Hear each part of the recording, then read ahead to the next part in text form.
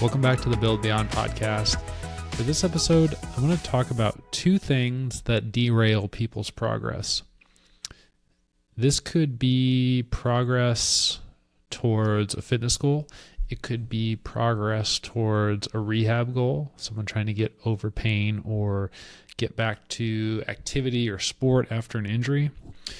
This could also derail someone's progress towards any type of lifestyle change that they're trying to make. So it could be dietary. It could be picking up a new hobby.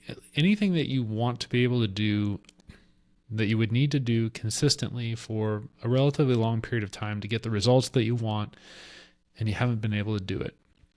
There are two major barriers that people run into, and I've been helping patients with these lately. And I think it's worth talking about because this week I had this same conversation, or a version of this conversation, I don't know, 3-4 times. And what's today, a Wednesday that I'm recording this? So I'm halfway through the week and it seems like all I'm talking about. So I decided to make a podcast episode about it. One of the most common things that I think derails people's progress long term is that they don't put themselves first. And this can be for a lot of different reasons. So let's take a noble reason first. This is probably, in my experience, more common with women than it is with men, although I have seen it with men. This is very common with mothers and grandmothers.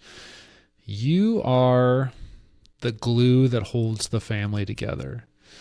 You do most of the cooking. You do the grocery shopping. You're the one who is making sure the kids and grandkids have what they need for their school supplies. You're the one who does most of the drop-offs and the pickups, and you're making sure that people have the right Halloween costumes, and then the money that they need for their field trips. And then you're the one who's thinking about all the birthday gifts, not just for your friends, but for your kids' friends. And you're the one who has to manage all these different schedules and make sure that, you have a babysitter at this time, and that this kid's getting picked up from school at this time, but that one has a dance recital and someone else has got soccer practice. And then when a family member gets sick, you're the one calling them and texting them and making the casserole to take over to their house because they can't make dinner. You just load yourself up with so many responsibilities. And on top of that, you're supposed to take care of yourself. And what ends up happening is you put yourself last. It's noble, but what it means is that years go by, maybe even decades, where you don't focus on yourself, and you don't accomplish the things that you want to accomplish. And I think you feel, I don't know what you feel because I'm not you, but what people describe is just this feeling of like you don't have any hobbies, like this, almost like a lack of self, because everything you do is selfless, right? Everything you do is for everybody else. That at the end of the day, even if you had time, what would you do with it? If you're not into Bluey, the cartoon, you're missing out, by the way. Bluey is great, but I think I've talked about this on the podcast before, but there's a great episode. So if you don't know what Bluey is, they're cartoon dogs in Australia. It's a mother and a father, and they've got two daughters. And they go on a vacation to the beach, and they get a hotel room, and the mom can't relax. So the kids come in and they're super excited, and they're goofing around, and they're playing in the hotel room, and they're looking at the toilets, and they want to do all these things. And the mom keeps trying to get them out so they can go to the beach, but they're so excited about everything. The dad goes, all right, well, I'll just unload and I'll watch the kids. And he tells his wife, why don't you go down to the beach and relax? And so she goes down to the beach with her book, and she can't relax. It's like she finally has downtime and there's nothing to do, and she doesn't know how to relax. And I'm sure that there are some listeners out there who can relate with that. Even if you get the time to do a hobby or to do something you want, it's hard to enjoy it. So if this speaks to you, I think this is common. It's not uncommon. Now, what I will say is that the other day when I was having this conversation with someone and I was hearing a story like this, it's hard for me because I'm not a woman. And although I can sympathize with these things, it's hard for me to put myself in your shoes. So I can only lean on my own experience. And for those who know me know that I was in the Marines for a while, and I relate a lot of things back to my experience as a Marine. In the Marine Corps, you are expected to feed yourself. That seems silly, but we have this saying that chow is continuous. So when you're out in the field, when you're on a deployment, you are responsible for eating. And you should be constantly eating because there aren't necessarily going to be meal times. You should be drinking water. You should have clean socks because if your feet go bad, you get blisters, you get fungus, you're not really that good to anyone. We carry our own, when you're out in the field on your flak jacket, you carry your own medical kit. The medical kit is designed for you, not for anybody else. So if you get something minor like a cut, it's your responsibility to clean it and take care of it. If you are the type of Marine who doesn't take care of yourself, you don't eat when you have the opportunity, you don't stay hydrated, you're not taking care of your feet, you're not taking care of your wounds, and then that ultimately causes you to be ineffective, and then people have to come take care of you because you're not taking care of yourself. That's a good way to make a bunch of Marines mad. Now, there are going to be circumstances that are outside of your control. Obviously, if you get seriously injured, someone's going to come help. And obviously, if you're out of water and out of food and there's no way to replenish that, there's going to be patience with those types of things because more than likely other people are dealing with that as well. But if you've got food on you and you are not eating, you're wrong, and if you're not drinking water and you're not doing the basics and other people are able to do it, but you're not taking the time to do it, even if you're not taking the time to do it because you're helping other people, at some point you are going to become a burden on the platoon, and that's not good. So now it's not a great comparison because in that scenario, you have senior leaders above you who are also supervising and making sure that people do what they need to do. And, obviously moms don't have that built in. But I think the comparison works. You have to take care of yourself because if you are the glue that holds your family together or your friend group together, then you need to be functional more often than not. So for the moms out there and the grandmothers out there who think that they don't have time to take care of themselves, I'm not here to say that you have a lot of time and that you're just not using it well. I'm sure that you have very limited amount of time and energy.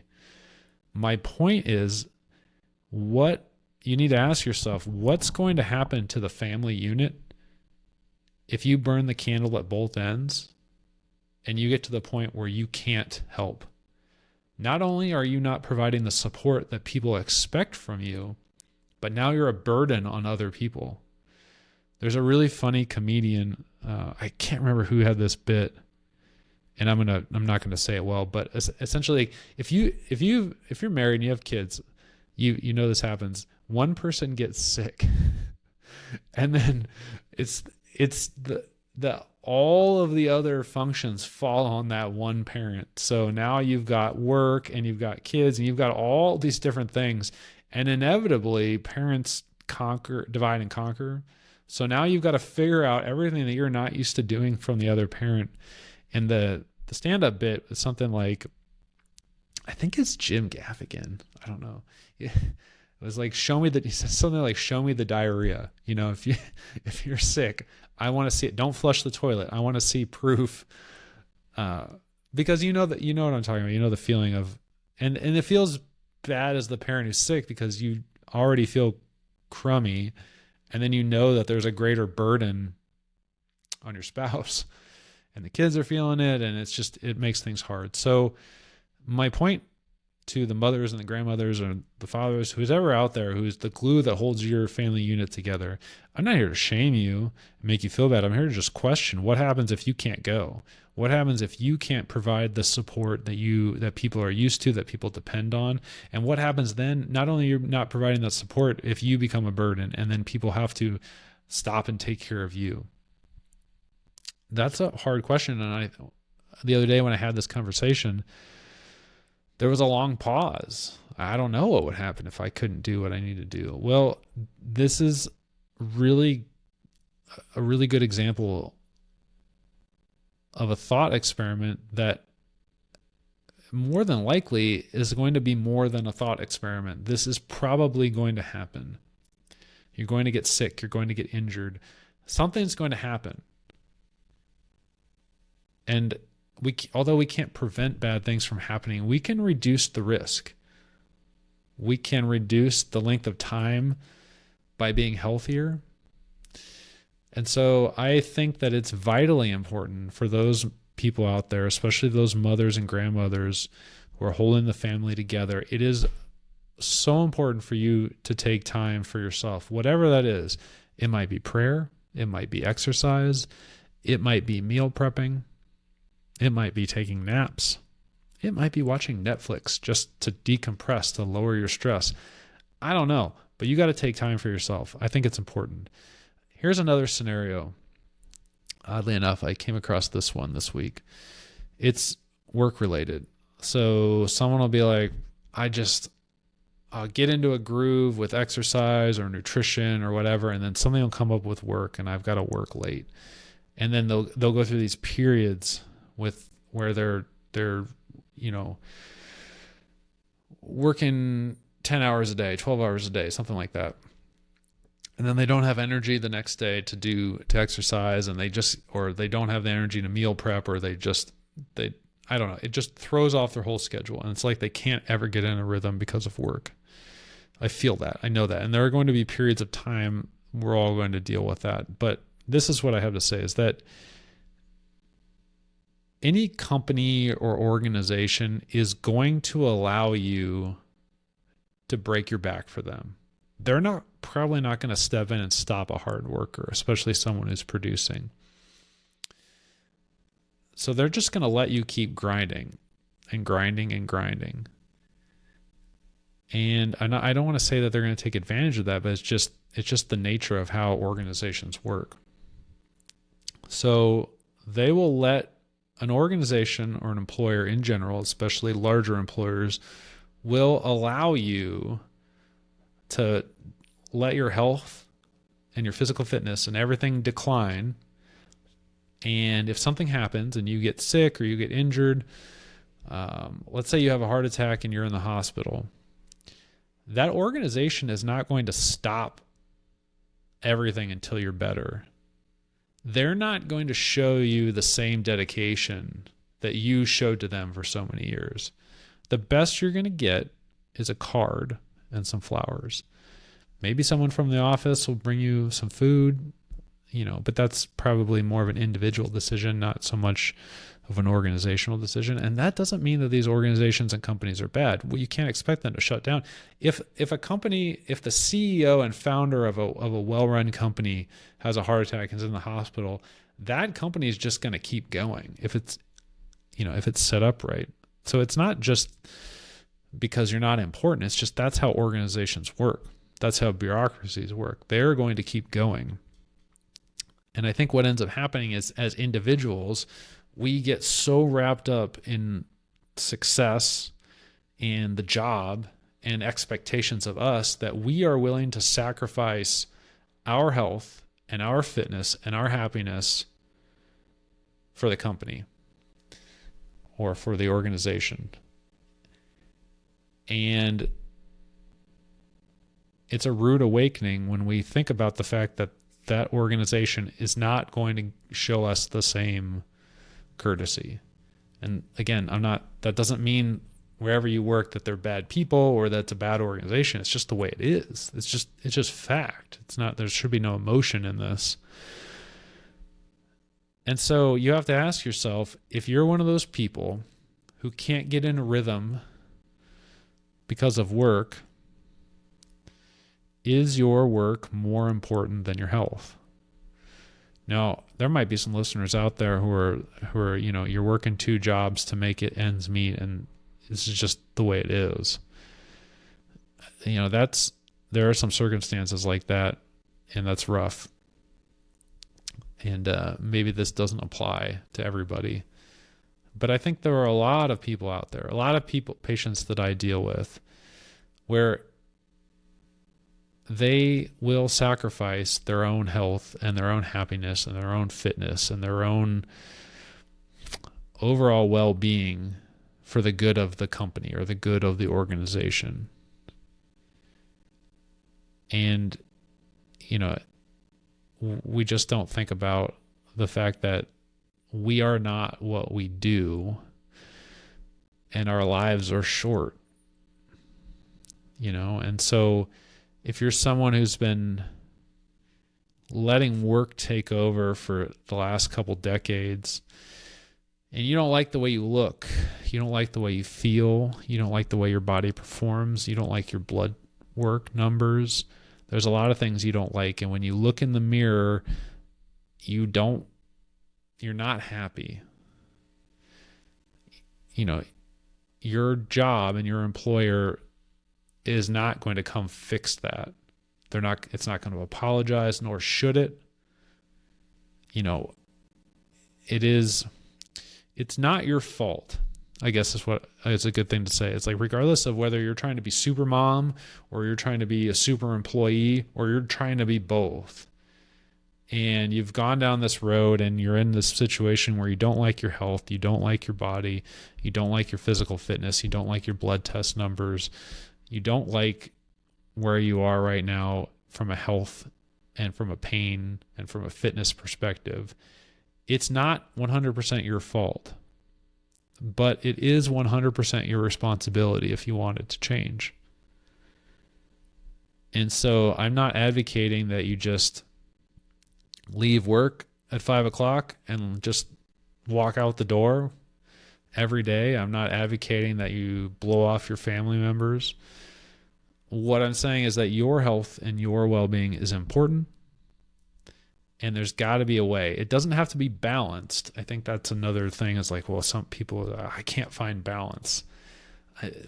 Saying that you want to find balance suggests that it should be 50-50 even on each side. And it's not going to be. It could be at times, but it's not going to be all the time. Sometimes you're going to have to stay late at work. Sometimes you're going to have to bend over backwards for family members. Sometimes you are going to have to sacrifice yourself and your fitness time and your hobbies for someone else or for the company or for the organization. But you have to find a way to still prioritize yourself. You have to change your socks.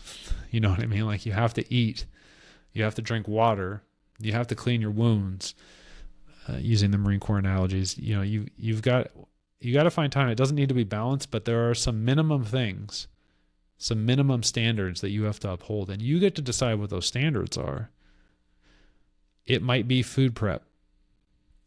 You're going to food prep every week because that's what you value. It might be getting in your steps. It might be watching Netflix and decompressing. It might be reading a book. It might be prayer. It might be exercise. It might be a combo of these things. I don't know. You can decide. And if you need help deciding, that's where a healthcare provider or coach can be useful, because, we can help you prioritize and then give you strategies once you've prioritized on how to attack these things and how to get the most out of it. So you don't have to do it alone. And it's probably not your fault, but it is your responsibility. I think that's a good way to end this. You have to take control. And there are a lot of ways to do that. So don't get discouraged. These things don't change overnight. Don't get frustrated if you make changes for 6 weeks and you don't get the results that you want. I think that's another thing that frustrates people. imagine an 18-year-old female, 18-year-old woman, and she's perfectly healthy, normal body weight, and then fast forward 10 years. Now she's 28 years old. Let's say in those 10 years, she's had 4 kids, and she's got some health issues, and she's gained weight. Let's say she's got a BMI of over 30, so technically she's obese, and she's a very different person than she was when she was 18. And let's say now she's in her late 20s and she wants to make a change, and for 6 weeks, she's exercising, she's changing her diet, but she's not getting the results that she wants. What would you say to her? Well, you'd probably say, look, it took you 10 years to progressively get to where you are right now, and you're in a spot where you don't want to be. It's not going to change in 6 weeks. It's not going to change in 10 weeks. It might not change in a couple of years. It might take 3, 4, 5, 6 years to work your way back. And you may never get back to where you were when you were 18 because you're a different person. Your body's different. You've gone through different things. But it's going to take time and it's going to take effort. So it took time to get the way you are now. And it's going to take time to change into the person that you want to be, regardless of what that is. So patience are important, and that's hard. You've got to stay on this path long enough and be consistent enough to get the results that you want. Unfortunately, that's just the way it is. Shortcuts don't really exist. Although there are things that can help. There are a lot of things actually that can help. And I think one of the most important things that someone can have, that secret sauce, is a coach with a plan. If you think even of like the top level athletes, they still have coaches. Tom Brady still had a coach, and I guarantee most of the people coaching Tom Brady didn't have as many Super Bowl rings as he did. Tiger Woods had coaches,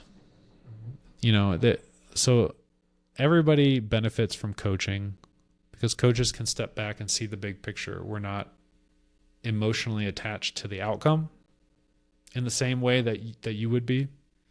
And we've helped other people get the results that you're trying to get. And we see more paths. We see more opportunities than you can see just because we've had more experience doing this. So I think if you're someone who's like, if you've made these changes before and then you haven't had success because you haven't been able to stay on the path long enough because there are other circumstances, because you're trying to be super mom and you got to work and you've got to do all these things, I think that's more of a case where a coach is probably not only going to be, I wouldn't say beneficial, it's almost necessary. Because I could write you the best program right now. You don't even need me. Get on ChatGPT or whatever AI platform and just talk to it. Explain everything. Explain the results you want. Explain your frustrations. It'll create a really good plan for you. I can almost guarantee it. And I'm sure if you look at that plan, if you were able to stick to it, you're probably going to get the results you want. But that's the problem. How many people are going to stick to it? It's not a lack of knowledge, and it's not a lack of access to information. How do you find that motivation and then hold on to that motivation and stay on the path long enough, doing the hard stuff over and over again, so that you can get the results that you want within a couple years' time? That's a tough one. And that's where coaching comes in. So I think that may be something that is worthwhile for a lot of people. All right. I hope this episode was helpful. Thanks for listening.